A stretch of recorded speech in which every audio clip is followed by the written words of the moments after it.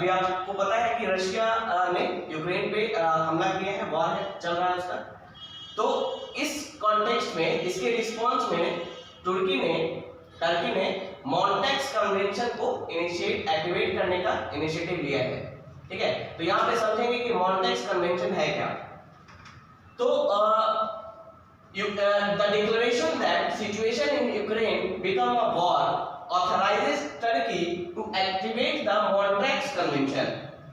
यानी जैसे ही जो रशिया यूक्रेन के बीच जो कॉन्फ्लिक्ट था उसको वॉर डिक्लेयर किया गया, ठीक है, और वैसे ही तुर्की को ये अथॉरिटी मिल गया कि वो मॉन्ट्रेक्स कन्वेंशन को एक्टिवेट कर सकता है ना।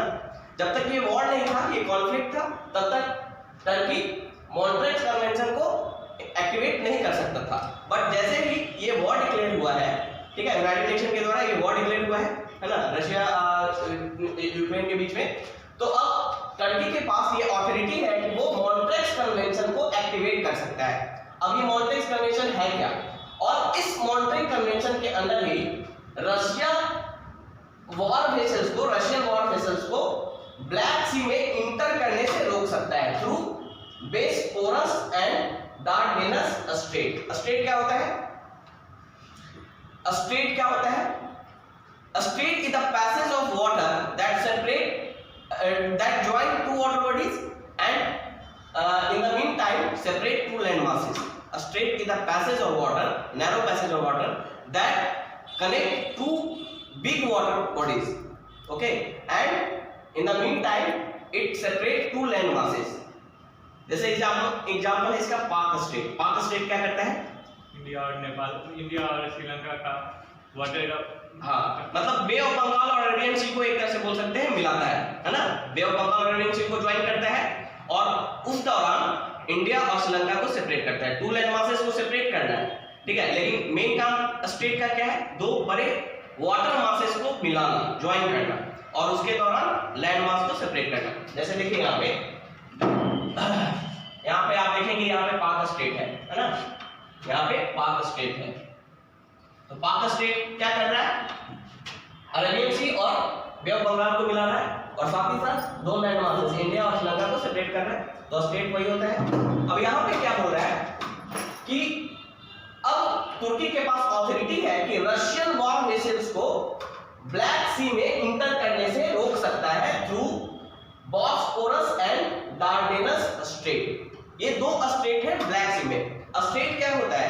स्ट्रेट मैंने बताया कि दो वाटर बॉडीज को मिलाता है, यानी एक तरह से एंट्री है, वो वाटर बॉडीज में एंट्री का काम करता है स्ट्रेट। जैसे अगर हम पाक स्ट्रेट को देखें, पाक स्ट्रेट क्या कर रहा है? अरेबियन सी के थ्रू बे ऑफ बंगाल में घुसने का रास्ता है पाक स्ट्रेट। उसी तरह आप अगर देखेंगे यहाँ पे ब्लैक सी है, तो ये जितने भी कंट्री है, जैसे यूक्रेन है, रशिया है, ये ब्लैक सी के चारों तरफ है ना। यूक्रेन ब्लैक सी के नॉर्थ में है और रशिया ब्लैक सी के ईस्ट में है ना। तो अब मॉन्टेक्स कन्वेंशन के अंदर जो रशियन वॉर वेसल्स हैं, यानी जो रशियन नेवल शिप्स हैं, उनको वो क्या करेगा? ब्लैक सी में इंटर करने से रोक सकता है। ब्लैक सी में इंटर करने से रोक सकता है किस स्ट्रेट के through? Bosphorus and Dardanelles strait. ये दो स्ट्रेट हैं, ठीक है, ब्लैक सी के आसपास अगर देखेंगे तो ये दो स्ट्रेट आपको नजर आएगा, ठीक है, ये कैस्पियन सी से होते हुए ब्लैक सी की तरफ, ठीक है। तो ये इन दो स्ट्रेट के थ्रू ब्लैक सी में एंट्री से रोक सकता है किसको? रशियन वॉर वेसल्स को, मॉन्टेक्स, ठीक है। ये अथॉरिटी अब मिल चुका है टर्की को, क्योंकि ये वॉर डिक्लेयर हो गया और अथॉरिटी है टर्की के पास, अथॉरिटी आ गया कि वो मॉन्ट्रेक्स कन्वेंशन को एक्टिवेट करे और साथ ही साथ रशियन वॉर वेसल्स को ब्लैक सी में इंटर करने से रोके। ऐसा करने से क्या होगा? ब्लैक सी में अगर इंटर करने से रोकेगा तो यूक्रेन पे खतरा कम हो सकता है। अगर ब्लैक सी पे कब्जा हो गया रशिया का, तो यूक्रेन के वेस्टर्न पार्ट में रशिया कवर कर सकता है ना। तो यहाँ पे टर्की ने इसे एक्टिवेट करने का प्लान किया है। ओके, अब यहाँ पे समझेंगे मॉन्ट्रेक्स कन्वेंशन है क्या। देखिए, the international agreement was signed by Australia, Bulgaria, France, Greece, Japan, Romania, Yugoslavia, the UK, the Soviet Union, the previous Soviet Union and Turkey, and has been in effect since November 1936। यानी नवंबर 1936 में एक international agreement sign हुआ था इन countries के बीच में। कौन कौन से countries? Australia, Bulgaria, France, Greece, Japan, Romania, Yugoslavia, UK, Soviet Union and Turkey. इनके बीच में एक इंटरनेशनल एग्रीमेंट साइन हुआ था 1936 में, जिसमें क्या बोला गया था? द मॉन्ट्रेट, जिसको मॉन्ट्रेट कन्वेंशन के नाम से जाना जाता है। इस एग्रीमेंट को किस नाम से जाना जाता है? मॉन्ट्रेट कन्वेंशन से। इस कन्वेंशन में क्या कहा गया था? The Montreux convention regarding the design of the states gives Turkey control over the water route between the black sea. Black sea से होते हुए जो वाटर रूट्स हैं, ब्लैक सी के थ्रू जो वाटर रूट्स हैं, उन पे किसका कंट्रोल दिया गया था? इस मॉन्ट्रेट कन्वेंशन में तुर्की को अथॉरिटी दी गई थी कि आपका कंट्रोल होगा, है ना। तुर्की को क्या अथॉरिटी दी गई थी कि जो भी स्टेट्स होंगे ब्लैक सी में इंटर करने के लिए, है ना, उन पे किसका कंट्रोल होगा? टर्की का, ठीक है।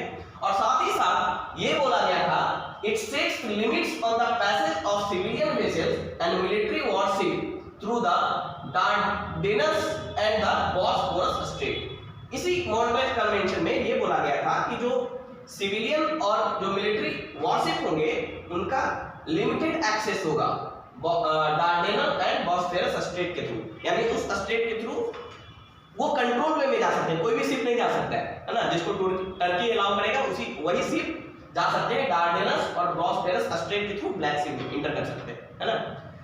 और क्या इस मॉन्ट्रेट कन्वेंशन में ये भी बात कही गई थी कि in the event of a war, अगर कोई वॉर होता है, वॉर का सिचुएशन होता है, तो उस केस में the pact gives Turkey the right to regulate the transit of naval warship and to block the strait to warships belonging to the countries involve in the conflict. यानी अगर कोई war का situation होता है उस reason में, तो Turkey के पास ये अथॉरिटी है कि वो जो वॉरशिप को रेगुलेट कर सकता है कि कौन सा वॉरशिप इंटर करेगा, कौन सा वॉरशिप नहीं इंटर करेगा, ये टर्की रेगुलेट करेगा। खासकर वो वॉरशिप जो उस कंट्री से बिलोंग करते हैं जो कंट्री वॉर में इन्वॉल्व है। जैसे यहाँ पे रशिया इन्वॉल्व है वॉर में, यूक्रेन इन्वॉल्व है, तो यहाँ पे टर्की के पास अथॉरिटी है कि यूक्रेन या रशिया का जो भी वॉरशिप होगा उसको वो रेगुलेट कर सकता है कि कौन सा वॉरशिप इंटर करेगा डार्डेनल्स और बॉस्फोरस स्ट्रेट के थ्रू ब्लैक सी में, और कौन सा वॉरशिप नहीं कर सकता है ना। ये इसको रेगुलेट करने की अथॉरिटी किसको दी गई है? टर्की को। और उसी अथॉरिटी का इस्तेमाल करके टर्की ने क्या सोचा है? टर्की ने सोचा है कि इसको मॉन्ट्रेट कन्वेंशन को एक्टिवेट करेगा और रशियन वॉरशिप जो है, रशियन वॉर वेसल्स जो है, उसको ब्लैक सी में इंटर करने से रोकेगा, खासकर बॉस्फोरस और डार्डेनल्स स्ट्रेट के थ्रू जो एंट्री हो रही है ब्लैक सी में। समझ में आइए मॉन्ट्रेट कन्वेंशन क्या है ना। मॉन्ट्रेट कन्वेंशन 1936 में साइन की गई थी। एक इंटरनेशनल एग्रीमेंट होता है। इंटरनेशनल एग्रीमेंट क्या होता है? जहां पे कई सारे country, more than one country एक साथ साइन करते हैं, ठीक है, उस एग्रीमेंट को मानते हैं। तो उस एग्रीमेंट में Australia, Bulgaria, France, Greece, Japan, Romania, Yugoslavia, UK और सोवियत यूनियन ने और साथ में टर्की ने साथ में मिलकर ये साइन किया था, एग्रीमेंट बनाया था कि अगर कोई वॉर टाइप का सिचुएशन होगा या नॉर्मल सिचुएशन में भी जो खासकर जो डार्डेनल्स एंड बॉस्फोरस स्ट्रेट होंगे उस पे किसका कंट्रोल होगा? टर्की का। यानी ब्लैक सी में जो एंट्री है उस पे मेन कंट्रोल किसका रहेगा? टर्की का। और खासकर वॉर के टाइम में टर्की के पास ये अथॉरिटी होगी, वो किस शिप को इंटर करने दे सकता है या किस शिप को इंटर नहीं करने दे सकता है। खासकर वैसे वॉरशिप जो उस कंट्री से बिलोंग करते हैं जो वॉर में इन्वॉल्व है, उनके शिप को कौन रेगुलेट करेगा? टर्की करेगा। यानी यहाँ पे क्या है कि रशियन वॉर वेसल्स को एंट्री करने से, ब्लैक सी में एंट्री करने से, खासकर बॉस्फोरस और डार्डेनल्स स्ट्रेट के थ्रू रशिया टर्की रोक सकता है। ठीक है, समझ में आया?